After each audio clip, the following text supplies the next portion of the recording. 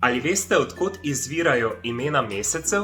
Namreč prevzeli smo jih po starem rimskem koledarju, ki pa je imel 10 rednih mesecev.